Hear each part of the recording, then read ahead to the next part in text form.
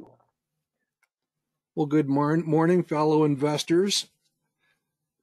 My name is Mark Robertson. I'm actually joined here by Len Douglas, who will be in the back room monitoring questions and keeping me honest and on track.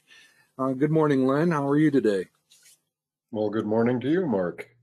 I'm fine, I guess. Beautiful sunny day here on Grosse Ile. Yeah, it's shaping up to be a wonderful day, so we'll jam through our topics and get on with our Labor Day weekend. We hope everybody's having a very enjoyable Labor Day weekend and still got a couple days to go. So let's go ahead and get underway here.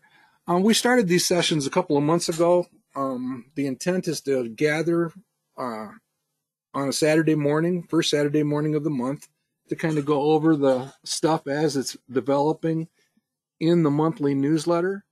And that will be complete on the website within the next couple of days, but just wanted to spend some time with our stock selection, which happens to be recently selected by Ken Kavula during a roundtable, LCI Industries, the old Drew Industries.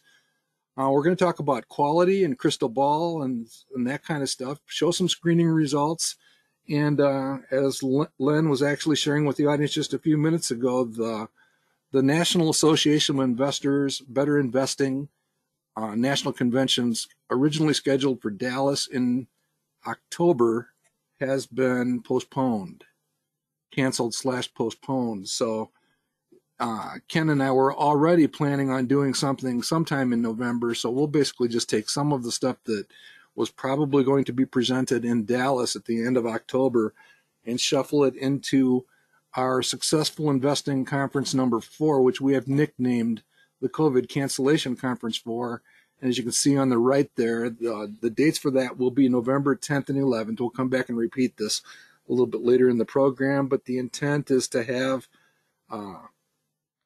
probably 3 educational sessions plus our traditional panel discussion with stock selections.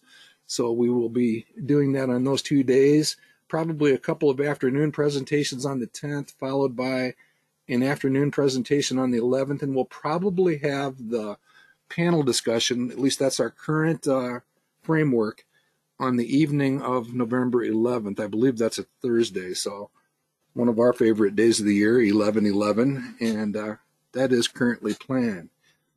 Any thoughts on any of that before we get underway, Len? No, other than I think it was a very smart decision on Better Investing's part to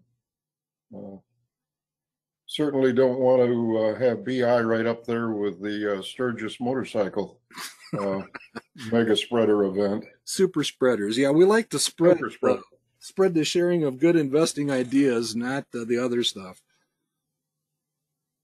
All right, let's go ahead and get underway. Here's our standard disclaimer. This is an educational demonstration. We will be talking about real companies in real time in some cases, in many cases.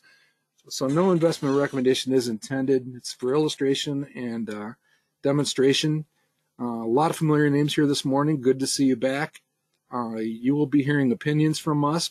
Everything that we do here is intended to basically share the philosophies, methods, techniques, analysis approaches, portfolio design and management that has all been championed by the modern investment club movement, whether it be at NAIC, the National Association of Investors / Better Investing, or Manifest Investing.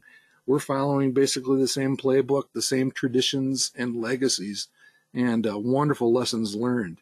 If we happen to own a company that we're talking about, we'll try to disclose that. We do a monthly program known as the Roundtable. That's all generally on the final Tuesday of every month. We've been doing it for over 11 years. The rate of return on the selections in our tracking portfolio is approximately 19%. And if you'd like to follow along as we share 3 or 4 ideas every month at those sessions, send an email to nkavula1@comcast.net, and she will add you to the reminder list. If you'd like copies of the slides, if you have follow-up questions, and then we do have our Tuesday afternoon bull sessions. If you have any suggestions for topics, actually received just a couple here in the last few days, please send an email to me, markr@manifestinvesting.com, and we'd be happy to consider that and see what we can do. Here's basically our agenda today. We're going to skip around on this, but we want to talk a little bit about markets in general. The stock that has been selected this month for our Solomon feature is LCI Industries, LCII. I'm going to talk about the role of quality in funds, exchange-traded funds, mutual funds, etc., and use Vanguard Technology as an example of a fund that is just embedded with quality. We'll look at some screening results, obviously visit with the 10 cup demonstration portfolio, and again, that save the date notion for November 10th and 11th. Those are going to be webcasts, virtual conferences on those 2 days, and we invite you to take advantage of those opportunities. All right, let's go ahead and press on. Let's start with some screening results. And we'll generally refer to these as Sweet 16. What I basically did is said, show me companies that are in the top 2% of all companies by manifest rank. The manifest rank is kind of an equally weighted combination of the two things that we think are most important: the quality of the company that we're studying in combination with the return forecast, or PAR. And they're both kind of equally weighted. And what we basically said is we want to only look at companies that are in the top 2% of all companies when you kind of add those two together and equally weight them. We also are only interested in very high quality companies this morning. So quality rating, minimum quality ranking of 90. We want to stick to companies that have good balance sheets and good financial strength. So we're going to limit the minimum on that to 80, which is equivalent to A from Value Line. The earnings per share stability. Again, we like straight, consistent trends on our visual analysis, our business model analysis during our stock studies. And so we'll limit that right now to 70-ish. And again, you see the rank. So we end up with a fairly interesting set of companies. We're going to go ahead and take that top one as our selection for this month, but Gentex could just as easily have been in there. And just a couple other jump off the page. Tencent, that's a Chinese company, and we're going to talk briefly about the Chinese companies. Len, what's your current position on China, if I could put you on the spot? What are your general feelings? Investing. Wait and watch. Wait and watch. I still remember a company called American Oriental Bioengineering that Yes. We owned in the B.I. Brighton Model Club when Ken was the guru of it. And watching that one go down just gave me a real skepticism about Chinese companies and their fundamentals and how they're reported. Yeah, there's a whole lot going on with the Chinese government. We actually have a number of examples in our experience file, if you want to call it that, including the one with the ticker symbol HOGS, HOGS, that turned out to be a bit of a fictional company. So it kind of runs the gambit over there, from the government intervention and all that kind of stuff. The people who are suggesting that maybe it's time to consider some of those do still recommend that you that investors stick to the more established companies. Tencent probably fits that bill. And there's a couple others. So we'll take a look at those. I don't think I'd go there with any of the smaller companies for sure. But we shall. When you mention that symbol, Mark, it makes me wonder how many people confused HOGS with the stock symbol HOG, which is Harley. There were a few at the time. I remember very well. Okay. And a couple other things pop off of here. We want to spend a moment chatting about this also. The regional banks continue to keep popping up, and we do want to keep an eye on the regional banks going forward. But we will seize LCI in a few minutes here for our study.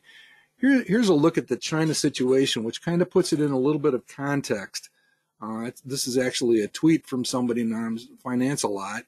I don't know this individual. He's just taking a moment to point out that there is quite a divergence of the Chinese markets and the U.S. markets over a fairly extended period of time. And the two charts on the right, just to put it in our context, the top chart is a 20-year look at the value line arithmetic average, and that's obviously topped out, seems to be plateauing a little bit on the far right, compared and contrasted with what you see here for China.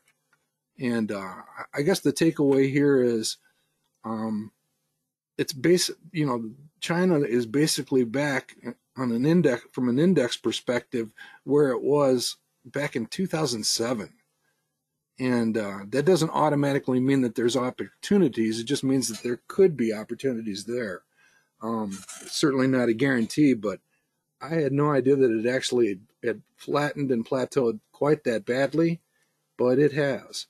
And a number of people are suggesting that, at some point it makes sense to identify stronger companies that may be less vulnerable to some of the Chinese intervention and that kind of stuff, and there could be opportunity there on a case-by-case basis.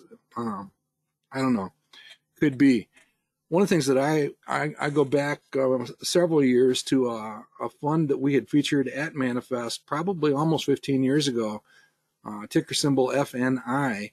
It's actually an index fund that combines Chinese and Indian opportunities. So you basically have the two most populous countries in the world represented here. And looking at this one, you can see that it has behaved much better than the China-only index on the previous page. And here's a list of the top 25 holdings that are in this particular First Trust fund. And some of those are probably worth at least scratching one's head if you're looking at braving that minefield. Perfectly acceptable to not brave it, as Len was just saying. But there are some interesting companies there. Infosys is an Indian company, much in the form of a Cognizant technology, held by many people within our community. But from top to bottom, you have NEO, which is kind of a Tesla-esque type company. There are some there that are worthy of study, including NetEase. NetEase is one that has been actually quite rewarding to some of the members of this community. So at some point, I may be tempted to dig into one of these, but it still gives me the heebie-jeebies too when it's a minefield without any doubt. All right. Well, probably a good spot to do your commercial for your thread on Manifest if you want, Len. Okay. Let me go ahead and jump out for a second here and give you a prop to speak from. Okay. Okay, so from the Manifest Investing homepage, go ahead, Len. Okay. I've been following Intuitive Surgical since probably 2003, when the first investment club I belonged to, one of the members brought it to the club when it was at $25 a share, and being new to better investing, I tried to do an SSG on it and couldn't get it as a buy, but he was persistent, and our club bought it at 48 and proceeded to watch it go up to 390 and then fall out of the sky. And fortunately, we had a trailing stop on it, and it kicked us out at $363 a share on an average share price of under $50. So that was my introduction to Intuitive. In recent developments, in 2017, Intuitive split their stock on a 3-to-1 basis. And it was announced, I believe, on the 14th of August. And if you go down a little farther, we'll come to a graph of 2017.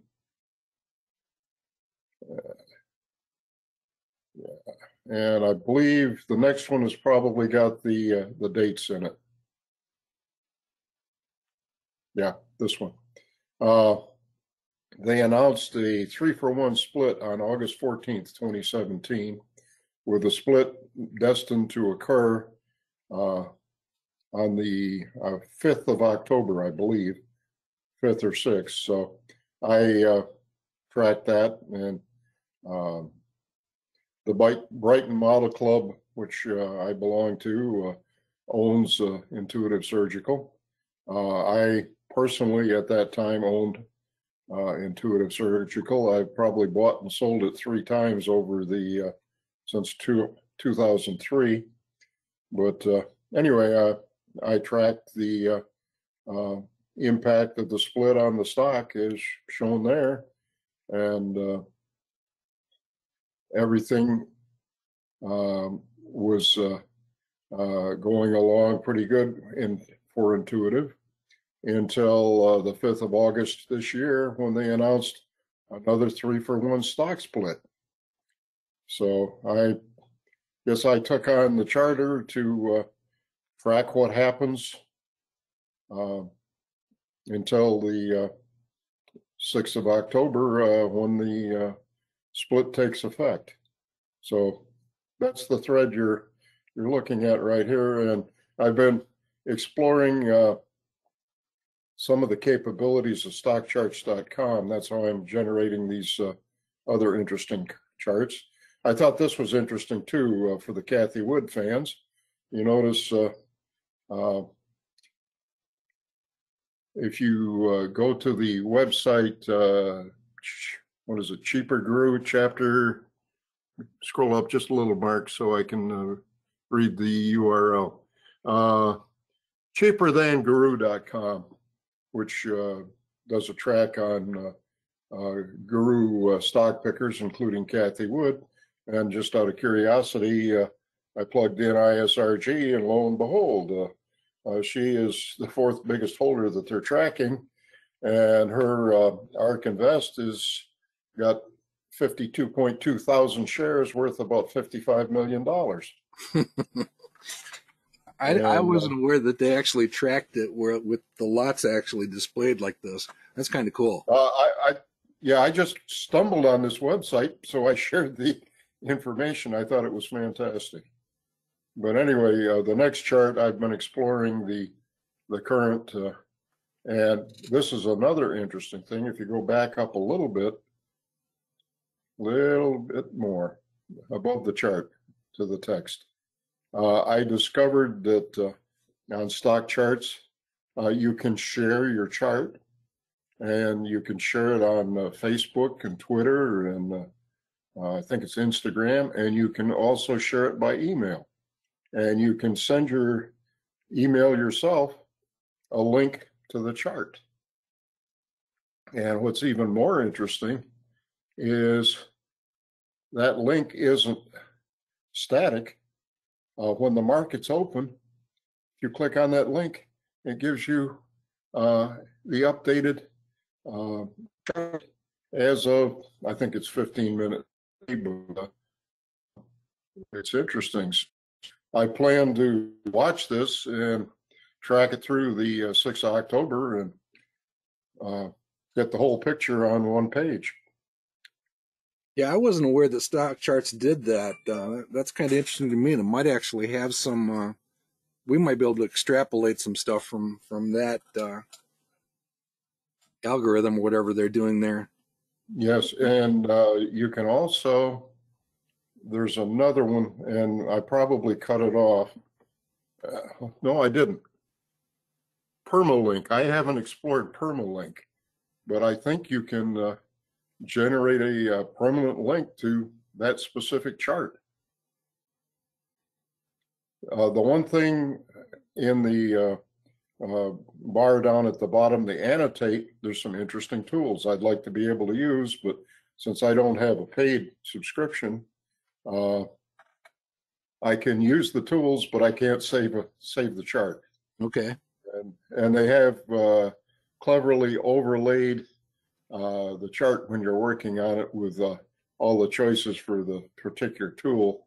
So if you try and grab a snagget of it, you get the tool laid over the top of it. So yeah, it's an awesome site, and the free stuff's pretty good. And as a subscriber, I can tinker with some of that stuff. So we'll have some fun. We'll talk about this money flow index also here in a few minutes. okay. All right. Well, thanks, Len. So that fairly extensive thread is available at Manifest in the forum, so you can see the Len's experience with Intuitive Surgical. I know some members of the better investing community who happen to be, their day job was in the healthcare field that invested in Intuitive Surgical, pretty close to the IPO, and they're having a pretty good time with that. All right, so back to some stuff about the dashboards. One of the things that we've done fairly recently at one of our bull sessions, two of the bull sessions in August, we focused in on banks that have superior return on asset characteristics.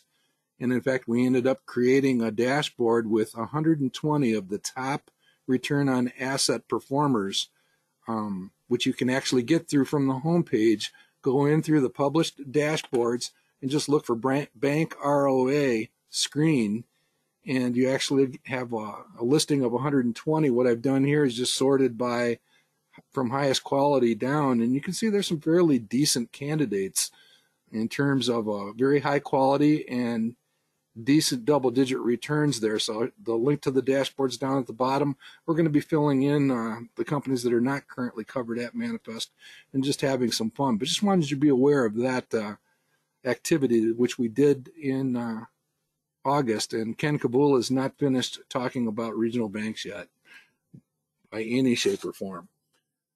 All right, let's go ahead and talk Tin Cup. Just spend a couple of minutes talking about the transactions and decisions that were made this month.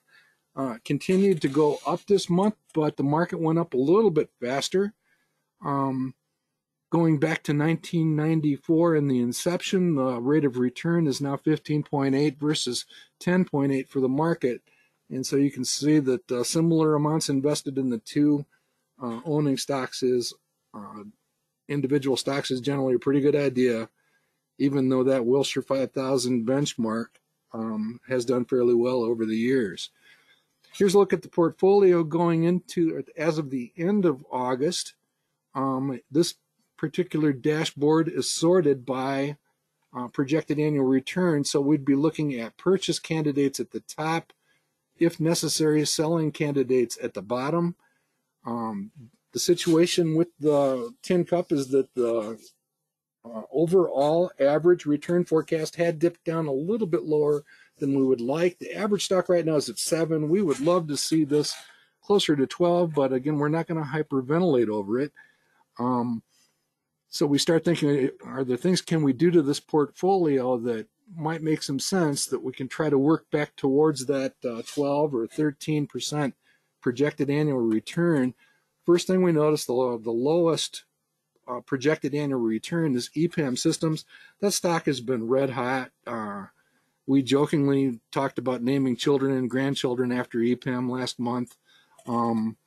Very strong growth characteristics for the company. It's a poster child for up, straight, and parallel, but it does represent 10.8% of the portfolio. It's the second largest position in the Tin Cup portfolio. So we simply note that, scratch our heads. We're in no hurry to sell it, but it might make sense to trim a little bit off of these 700 shares if we wanted to go that route. Next in line with respect to potentially selling to take to try to make the portfolio stronger is Bristol Myers. Love the company. It's a great company. But one of the things we notice about Bristol Myers is that they have extremely high financial strength, but the earnings per share stability has been fairly erratic, and the quality has been slightly compromised. The merger with Celgene is probably bringing some heebie-jeebies to the analyst community. So again, it's got one of the lower projected annual returns on the chart. So again, we just note that. We also note that we have 3 companies that are not obviously not competitors, not even in exactly the same industry, but these are all biotech slash pharma companies. So there are 3 in the portfolio. Wouldn't be the worst thing in the world to walk away from Bristol Myers and perhaps increase our investment in these others.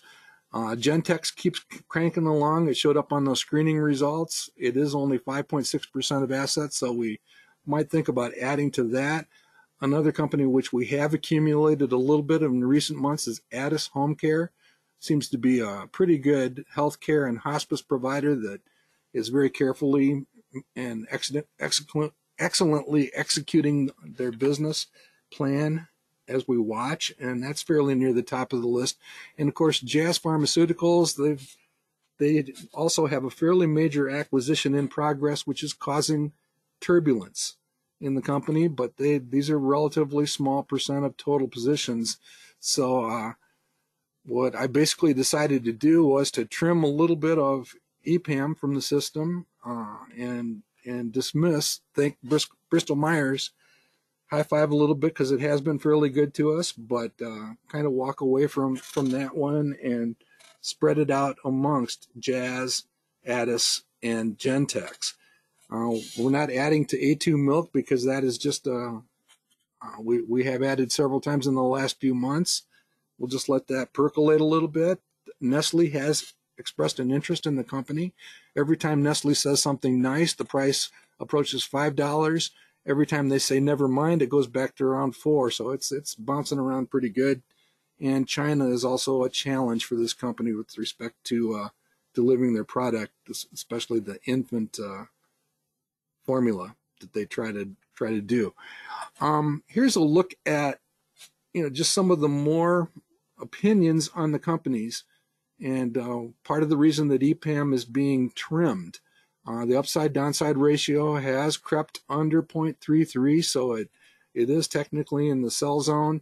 You can see that it's not deep in the sell zone from an instinctive point because it does have that extremely high growth rate, so we want to give it a very long leash, but obviously Value Line does not have high expectations for the 3 to 5 year period. Neither does Morningstar. But interestingly enough, the other analysts who follow the company, despite the fact that it went up $40 month to month, so month over month, the analysts continue to have very high expectations. Notice that their 1 year total return forecast actually ratcheted up, even with a $40 increase between the two. So this is not to run screaming from. It's not one to do that. And so we'll just trim it slightly and continue to monitor it carefully, but this company is definitely firing on all cylinders. You can see Addis has pretty good characteristics here according to the consensus. This is sorted by projected return on value, by the way, so the buy candidates are towards the bottom. Notice that Jazz and Gentex have pretty decent characteristics here in the box. So that's what we decided to do, and that's the change that was made. Just underscoring what we're looking at with Bristol Myers, because this is a great company. It's been a personal favorite. In fact, I think we own shares in our family portfolio that date back to the 1990s. And one of the things that we've talked about during some roundtables and during some of our bull sessions is this notion of quantifying core versus non-core. And one of the things that this is just back of the envelope type stuff. But one of the things that we have noticed is that companies that have a combination where if you add just simple math, just add these 3 categories together and get the number as is shown here, that number, when it's in that 225 or higher range, tends to be the type of company that most of us in our community would think of as core. And again, a core holding is something you're going to try to hang on to until the return forecast approaches money market rates, which is basically 0 right now. For a non-core company, you would begin to consider selling it at less than the average return. We call it MIPAR, the Manifest Investing Projected Annual Return for the universe of stocks that we follow.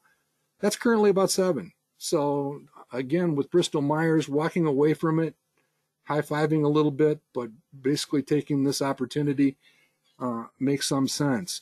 why is the quality so low? Well, here's a major reason right here, and some of that is probably related to the Celgene acquisition. I'm not 100% on that, but even going back over the years, you can see a fair amount of turbulence without even graphing it. You can see the turbulence in these numbers. That's why this number is so low. That's why the quality rating is as low as it is. So we'll tiptoe away from Bristol Myers and see how the portfolio does. And here's our before and after situation. The portfolio at the end of August had these three characteristics. After making the transactions, trimming a tiny bit of Epam, walking away from Bristol Myers, and distributing the proceeds of sale amongst Jazz, Gentex, and Addis Home Care, basically results in better quality, a little bit higher growth, and does restore the projected return to 12%. So we'll see how that shakes out. Tin Cup has been doing fairly well, and we'd like to see it continue its trajectory. So those are the Tin Cup decisions for this month. Here's a quick look at underscoring why we ended up with LCI Industries. This is just another screen. It's my favorite screen. I refer to it as the ivory soap screen. I find it interesting that it talks about first quality, not expensive. So that's better investing, guys, including the no chapping, I guess. You can see that Malibu, Ken presented that on during the August roundtable. LCI was presented during the July roundtable. Interesting that two recreational vehicle, recreation and leisure companies ended up at the top. But from top to bottom, again, you see a Chinese company sneaking in there, Tencent. But top to bottom, there's some decent studies on that list. This was an interesting month in that Malibu, Boston Beer, which I presented, and Cy Lynch presented, MKS are all part of the roundtable for August. So pretty happy with LCI popping up as it does there.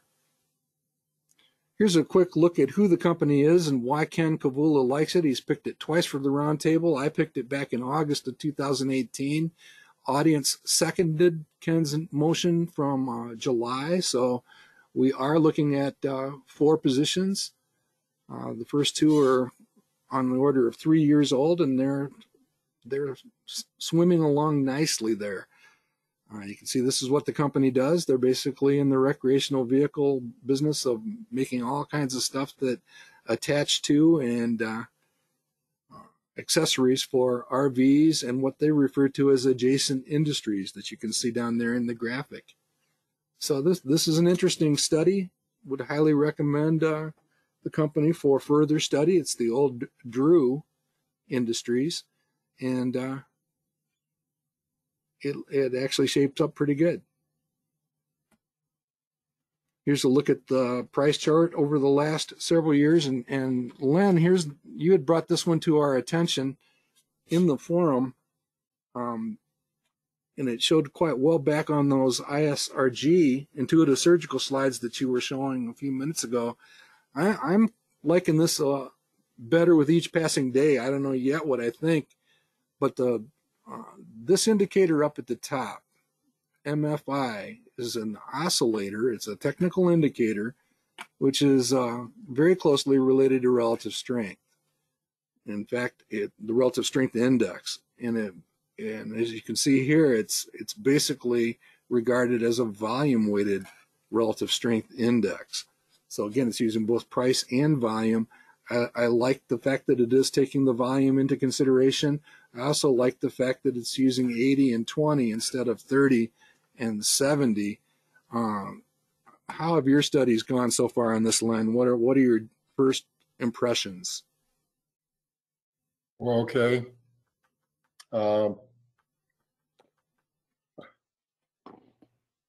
I'm still getting my head around it. One thing I like, I dug enough into a relative strength index. It's driven off the closing price of the day before and going backwards for whatever number of samples you choose. And off the top of my head, MFI includes both, I believe it's open, high, it isn't open, high, low, and close, but it's more than just the closing price. Okay. It takes into account the day's price range and then multiplies it by volume and then takes the 14 samples as the default for both of these and constructs a value and then compares positive versus negative. And if I sound like I'm struggling with explaining the calculation, I am. Yeah, I get that. And I wasn't aware that they actually used different pricing components in the calculation. But again, what matters here is we are just using this as a refinement, or I would almost call it a secondary resource, and in terms of thinking about entry points and exit points, and or simply flags to be nudged into thinking about a potential selling opportunity or a buying opportunity. And even with the relative strength index, we like 20 a whole lot better than 30 for oversold, and we like 80 a whole lot better than 70 for overbought. We simply want to be nudged into thinking about it. It's just one piece of the puzzle. We're certainly not turning into technical traders in any way, shape, or form, but I do think that the MFI has potential. The disappointment I would have over switching to something like this is it's less widely available, on all the public sources, whereas you can find RSI just virtually anywhere. I'm not even sure MFI is at FinViz. I haven't looked, but I just looked it up on the other machine. It's calculation of MFI. Okay, I'm having trouble. It was calculate the typical price, which is the high plus the low plus the close divided by 3. That gets you the money flow. And then to get it to the indicator, you take volume into account too. So okay, well we'll dig into the mechanics a little bit more, but the thing that I like about it is it's going to be less triggering, and we'll just see. Don't know. Yeah. One other comment, it's well explained in the chart school on stockcharts.com, as is RSI. Yeah, it's covered pretty well, so we'll continue to scratch our head as to whether or not it might provide superior guidance or not. Like I say, it's a little bit less commercially available. So, all right, so here's the current, as of last night, value line company report. It is a triple play, as Ken presented during the July session of the roundtable. By triple play in this situation, we mean double-digit return projections that are seen there. So it is potentially on sale from that perspective. Len, do you still show me okay? I a little bit of a bump. Len, am I still audible? Yeah, you went faint for a minute. Okay. Bumpy electricity up here too. So we'll try to get through the session. The second component of the triple play is for a potential for PE expansion. The current PE is in the 13 to 14 range. Looking down here, you can see that I need to move around on my screen. There is a potential for slight enhancement to PE ratio. And the third component of the triple play is projected or expected improvement in operating margins versus current situation. And you can see that that is also present here too. So that's a good study. So take a closer look, and we'll present a little bit more on that. All right, let's talk a little bit about quality leaders, because we're going to close with a quick discussion on what triggered this notion of quality, and probably some future discussions on quality allocation versus cash allocation or asset allocation here in coming days. These are the top funds sorted by from highest quality and descending. And the one that kind of jumps off the page at me is Vanguard Technology in that second slot. It's been an important component in a number of our portfolios over the years, but there's just a number of interesting funds on the list. Jensen is regarded as, one of the core quality funds out there. It's always ranked at a fairly high quality breakdown. When you look at the companies that it's invested in, you can see a little bit from GMOs, one of GMO's quality funds. They've always been fairly high, but from top to bottom, these are some good places to go shopping. And if you are in the market for an investment, Amana, Vanguard Technology, these are all worthy of consideration. I was a little bit surprised to see this one in the group. I want to take a closer look at that. That one's been around for a long time, and it's interesting that they seem to be so heavily focused on quality. A fairly recent article from Susan over at Morningstar. All of these are on that previous list. Some of them are a little bit lower than her ratings, and a couple of them are relatively new. These all have fairly decent track records in terms of relative return also, by the way, so that's kind of another feather in their cap. Quality does apparently matter. And just for further study, these, again, can be a source of quality ideas or as individual investments. And I was also taken back to some of the work from our archives. Cy Lynch focused in on Vanguard Technology over 10 years ago. And you can see that PowerShares is also on there with a relatively high quality rating back then.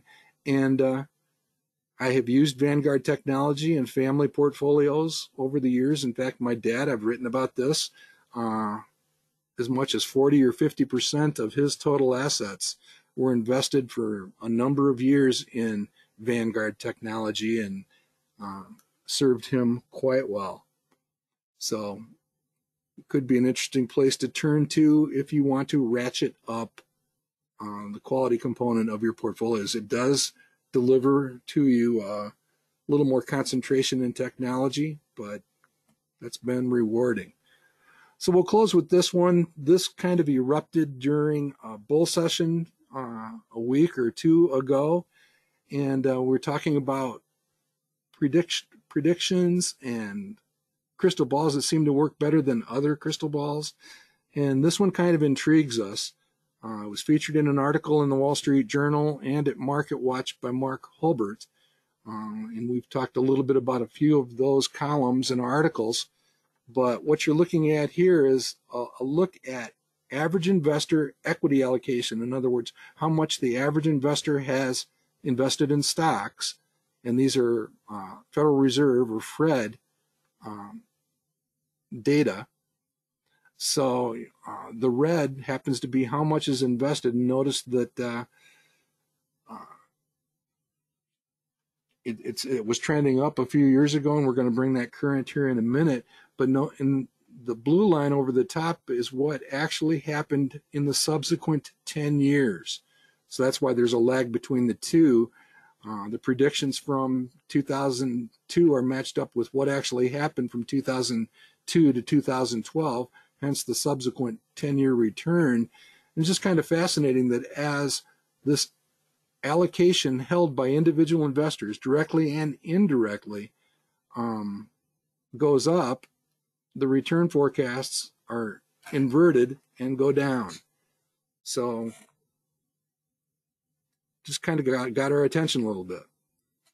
Here's a current look at the situation up to the most recent month, and this is kind of what brought the whole discussion to the forefront. We are looking at a multi-decade high in percent of equities owned by retail investors and in their percent of household assets. And that would suggest, again, mid-single-digit returns 10 years out. And under those conditions, you can have thoughts about, again, depending on your personal situation, the need for capital preservation. Some people do go to raising cash equivalents. I've always had a hard time doing that and doing it well in terms of redeploying cash over time. My strong preference is to just simply dial up or ratchet up the overall quality of the portfolio when this type of situation presents itself. Keep in mind that Nicholson taught us that the higher quality companies, owning a portfolio of better, excellent, higher quality companies typically will go down less and very often will actually rise faster than average or low quality stocks when the turbulence hits, and it will hit at some point. So just thought we would close with a few thoughts about, is September a time to run for the hills? This actually is something we published a little over almost 15 years ago, which assailed the notion that October was the worst month, because we've had some tough Octobers over the years. Actually, it turned out that September was actually the challenging month over that 52-year time frame. And I was just curious, what might that look like today? Updating the last 20 years to reflect the data. And again, September comes in as the weakest month here, but a couple other months underneath. But what this basically says to me and to most of the people in this room is it's time to go shopping, because there may be buying opportunities around the corner, historically speaking. And then my friend Sean Mace actually encouraged us to take a look at, well, what's it actually look like here over the last 20 years with easier access to trading and investing and a lower percentage in retail investor accounts compared to some of those earlier years. And this is where it gets kind of fascinating, because for some time we've been talking about how the January effect, which is buying small companies towards the end of the year to take advantage of the bumps up in January, we think the January effect has moved, and that people are doing their tax planning and their tax-related selling earlier. I would argue that perhaps even in September for some people, and that the January effect has actually moved into this zone. In any event, whether you're talking about January effect or not, as September passes, historically speaking, the best gains have been made from October through April. So it's just kind of a call to arms, get shopping. Here's a look at the two side by side, and you can see that, again, it makes some sense to ask the question about, there's a difference here. The general shape of the bars are all pretty consistent between the two, but it just begs the thought. And again, if we get some disruption, if we get some turbulence, it really is a great time to go shopping at this time of year. All right. So with that, I'm going to go ahead and close down. Again, a reminder to save the dates. We will be out with actual sessions. I'm sure there will be a small company component to that. We're also going to talk about the sharing of ideas and how contests have generated ideas for us over the years. We'll probably have another session that will emulate or build on that investment club American style, 20 questions type format as part of the program. And again, the Thursday evening program on the 11th is highly likely to be another stock panel with a number of your favorite stock pickers sharing their ideas in mid-November. So we will look forward to that, and there will be more information forthcoming on this. And that's okay, Mark, before you end the meeting, Marie Frank has put a couple of interesting comments in the question box that you may want to capture in the recording. And having taken the sociology class where they run the experiment about person A quotes a paragraph to person B, and then you bring in person C from outside the room, and person B has to relate the content, and it's usually totally garbled. So I would suggest we might want to see if we can get Marie to pick up the mic and Okay. give us her comments. Marie, are you, let me see if she's still on. Is she still with us? Yeah. Raise your hand if you're willing to share those questions with the audience, Marie. Yeah, it's a topic which is definitely worth digging into a little bit closer. I'm not sure if Marie wants to go ahead and join us here. She says her mic's not working. Okay. Okay. How about if I read her comments?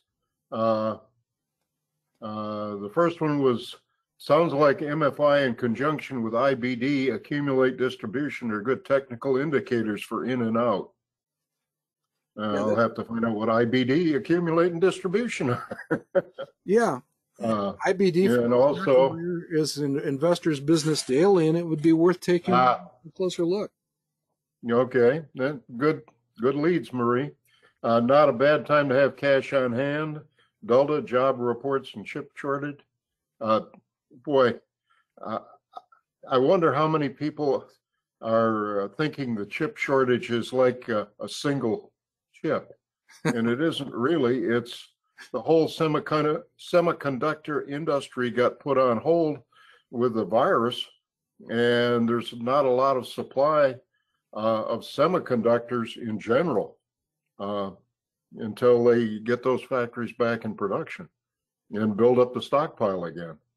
Yeah, and I think the point is well taken. That's why we will be spending more time with this in upcoming bull sessions.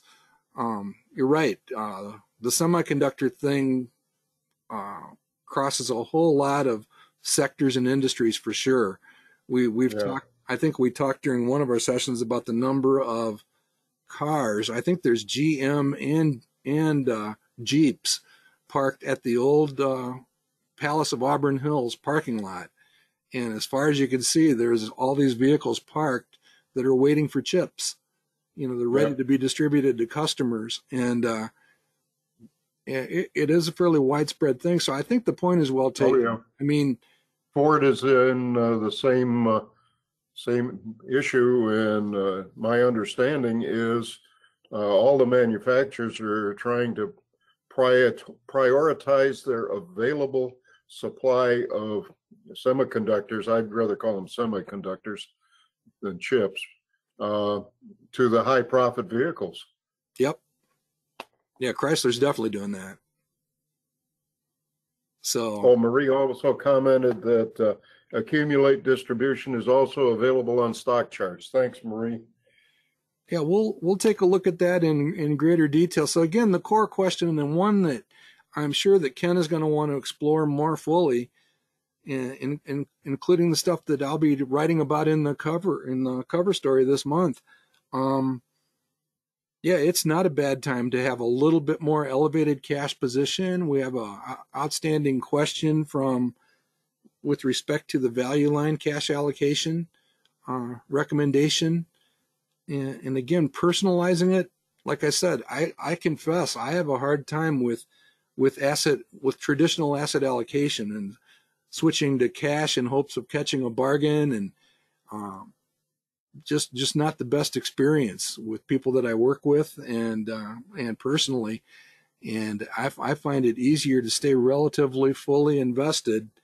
But when we're faced with all of this Delta stuff, pandemic, et cetera, and a market that appears to be potentially overpriced, I just like to dial up the quality. Now, I obviously will stay in cash while shopping. And sometimes shopping takes days, weeks. It doesn't take months very often, but sometimes. But boy, you're tempting me to get on my soapbox and give you the rant about that I keep using in both of the investment clubs I belong to. That, hey guys, let's not bet everything on one roll of the dice. Let's nibble at these things. Yes. This is a business. If you want to gamble, go to the casino.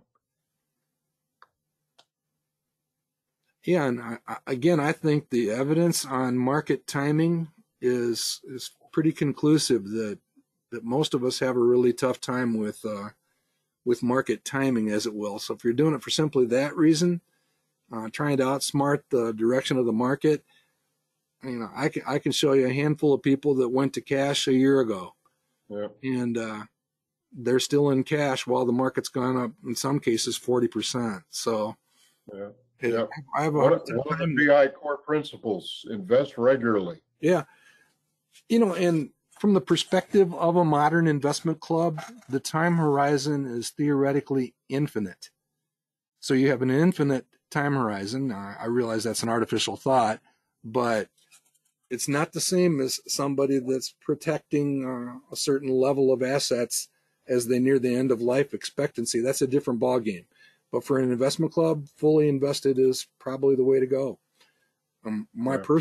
personal preference is to just, as I've said a few times already, dial up or ratchet up the quality when you have these feelings, and that has certainly served us very well in Tin Cup. And it's the way that you get through the turbulence and disruptive moments in the stock market. So again, that's on the agenda for September for sure. I'm sure October will be interesting also, and we look forward to sharing even more thoughts along those lines at the November conference. All right, so let's go ahead and close down just quickly with our reminder that all of these sessions are archived and saved at YouTube. Search on Manifest Investing and you'll actually see all of the videos. Click on videos and you'll see several pages, hundreds of videos, including our bull sessions, our roundtables, and in this case, these are the 15 successful investing or COVID cancellation conferences that we've held over the last year and a half. And if you want to zero in on any one of those themes, those are all available to you. Please like things if you want to let us know that you like a particular topic and would like to see more. And consider subscribing to the channel so that you are notified anytime that new content is added. So with that, Len, I'd just like to say thanks for your help here this morning. Well, thank you, Mark. It was just luck of the draw. The Brighton Club normally meets on the first Saturday of the month, but because of the Labor Day weekend, they moved it to the second, so I was available. There you go. Well, appreciate it. And everybody get out there and do some effective shopping and enjoy your Labor Day weekend. I'm going to go ahead and shut down the recording. Thanks again, everybody, and thanks, Len.